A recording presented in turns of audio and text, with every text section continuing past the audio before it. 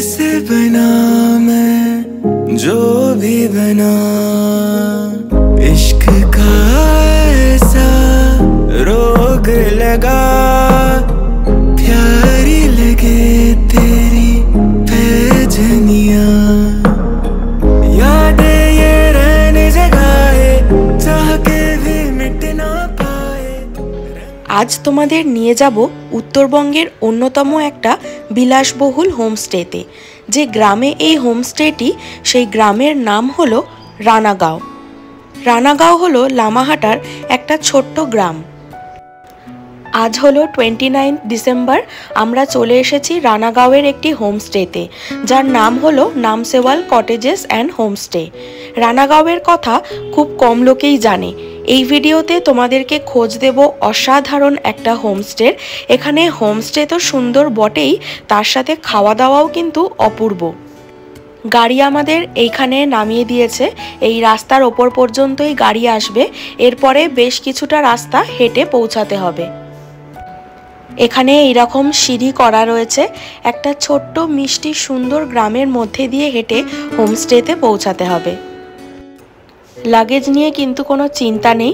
Homestay থেকে ওনারা লোক পাঠিয়েছিলেন, ওনারা এসে আমাদের সমস্ত লাগেজ নিয়ে হোমস্টেতে অলরেডি চলে গেছে। হোমস্টেতে যাওয়ার রাস্তাটাই যদি এতটা সুন্দর হয়, তাহলে বুঝতেই পারছো হোমস্টেটা কতটা সুন্দর। চারিদিকে পাহাড়ি ছোট ছোট বাড়ি, আর তার সামনে এই রং বেরঙের ফুল। বেশ ভালো লাগছে কিন্তু এখান দিয়ে হেঁটে যেতে। এইখান থেকে রাস্তাটা আবার এই রকম কাঠের পাটাতন বিছিয়ে তৈরি করা। তারপরে আবার রয়েছে বেশ কিছুটা সিঁড়ি। মেন রোড থেকে ছোট্ট সরু পথ দিয়ে মিনিট 5 হাঁটা পথ, এতটাই সুন্দর যে তোমাদের প্রথম দেখাতেই ভালো লেগে যাবে।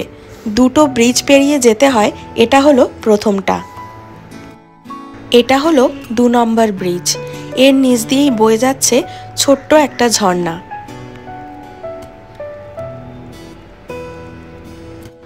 চলে আসলাম একদম হোমস্টেতে। আশপাশটা এতটা সুন্দর, এত ভালো লাগছে। ঢুকেই তোমরা দেখতে পাবে এখানে একটা বসার জায়গা করা রয়েছে, খুব সুন্দর। আর এই হচ্ছে প্রথম কটেজ। এখানে টোটাল 3টে কটেজ রয়েছে, যার মধ্যে এটা হচ্ছে প্রথম কটেজ। এখানের কটেজগুলোরও বেশ সুন্দর নাম রয়েছে। প্রথমের এই কটেজটার নাম হলো মিনিভেট। রুম ট্যুরগুলো আমি তোমাদেরকে পরে দিচ্ছি। আকাশ পরিষ্কার থাকলে এই হোমস্টে থেকে তোমরা একদম ক্লিয়ার কাঞ্চনজঙ্ঘা দেখতে পাবে। তো আজকে ওয়েদারটা একটু ক্লাউডি রয়েছে, তাও কিন্তু আবছা কাঞ্চনজঙ্ঘা উকি মারছে। চলো এবার বাকি প্রপার্টিটা ঘুরে দেখাই। এখানে রয়েছে বনফায়ার করার একটা জায়গা।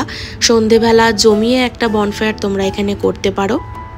চারিদিকটা পুরো নিস্তব্ধ, শুধু ঝিঝি পোকার ডাক শোনা যাচ্ছে আর ঝর্ণার আওয়াজ। ভিড়ভাট্টার মধ্যে থেকে এই জায়গাটায় এসে কি যে একটা আলাদা শান্তি লাগছে, বলার নয়। সিঁড়ি দিয়ে একটু নিচের দিকে নেমে এসে এখানে রয়েছে আরেকটি কটেজ। এই কটেজটার নাম হলো ম্যাকপাই। এখানকার প্রত্যেকটা কটেজই ব্রিটিশ স্টাইলে তৈরি করা। নিরিবিলিতে থাকার একদম আদর্শ জায়গা। হোমস্টের মধ্যে প্রচুর কমলালেবুর গাছ রয়েছে। আর এই গাছটায় দেখো কত কমলালেবু হয়ে রয়েছে। তবে এই কমলালেবু দেখার জন্য তোমাদের শীতকালেই আসতে হবে। এই হোমস্টে থেকে মাঝে মধ্যেই কিন্তু এই রকম বার্কিং ডিয়ার দেখতে পাওয়া যায়।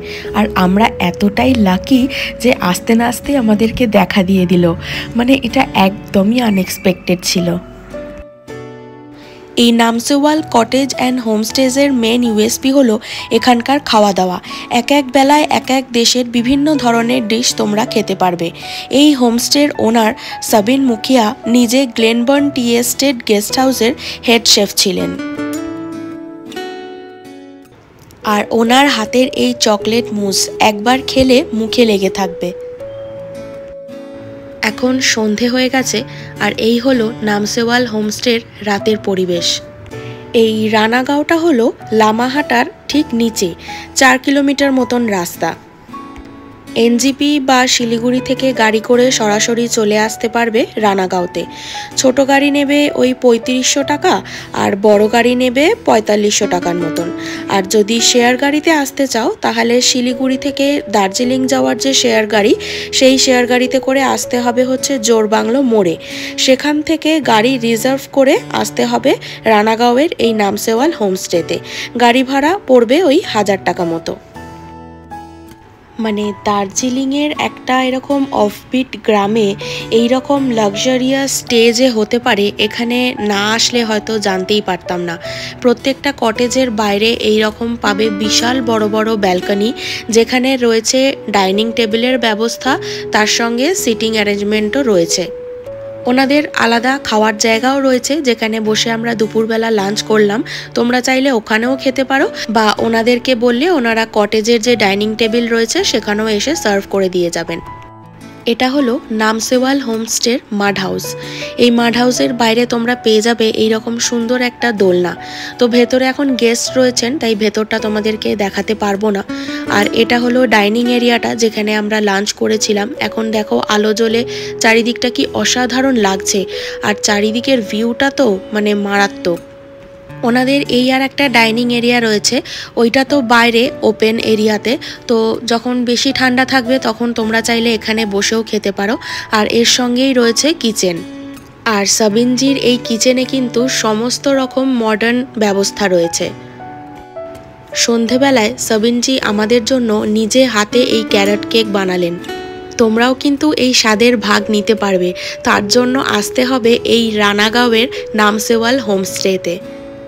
সন্ধেবেলায় গরম গরম চা আর তার সঙ্গে ক্যারট কেক, তার কিছুক্ষণ বাদেই চলে আসলো প্রন পাপার। এটাও ওনার নিজে হাতে বানানো। রাতের ডিনারেও আমাদেরকে সার্ভ করা হয়েছিল সুস্বাদু সব চাইনিজ খাবার দাবার। বাইরে প্রচণ্ড ঠান্ডা থাকার কারণে আমাদের রুমেই সার্ভ করা হয়েছে।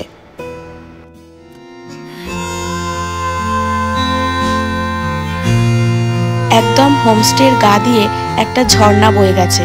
হোমস্টে থেকে দেখা যায় কাঞ্চনজঙ্ঘা, চারধাম, নামচি আর দার্জিলিং শহর।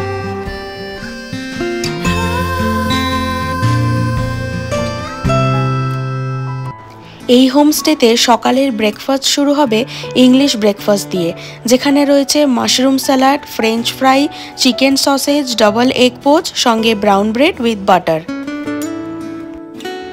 চলো এবার তোমাদেরকে রুম ট্যুরগুলো দিয়ে দিই। এটা হলো ম্যাকপাইয়ের রুম। রুমে ঢুকেই তোমরা চারিদিকে এইরকম বড় বড় কাচের জানলা দেখতে পাবে।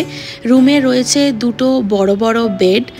এক একটা রুমের সাইজ কিন্তু বিশাল বড়, আর রয়েছে চারিদিকে প্রচুর টেবিল, জিনিসপত্র রাখার অনেক জায়গা রয়েছে।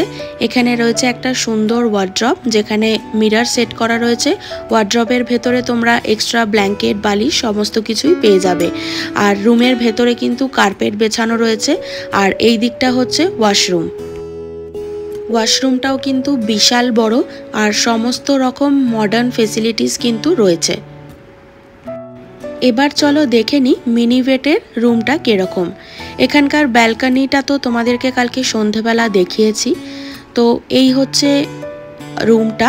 এখানেও কিন্তু দুটো বড় বড় বেড রয়েছে, চারিদিকে বড় বড় জানলা রয়েছে, জিনিসপত্র রাখার যথেষ্ট স্পেস রয়েছে, টেবিল রয়েছে, স্লিপার দেওয়া রয়েছে, ওয়ার্ড্রপ তো রয়েছেই।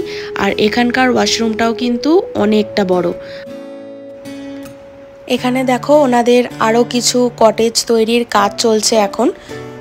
সত্যি মানে শান্ত নিরিবিলি পরিবেশে তোমরা যদি 2 দিন কাটাতে চাও, তাহলে এই জায়গাটা কিন্তু হাইলি রেকমেন্ডেড। সব থেকে ভালো লেগেছে এখানকার পরিবেশটা। মানে কালকে সারা রাত ধরে আমরা ঝর্ণার আওয়াজ পেয়েছি, আর চারিদিকে শুধু ঝিঝি পোকার ডাক, আর চারিদিকটা একদম নিস্তব্ধ।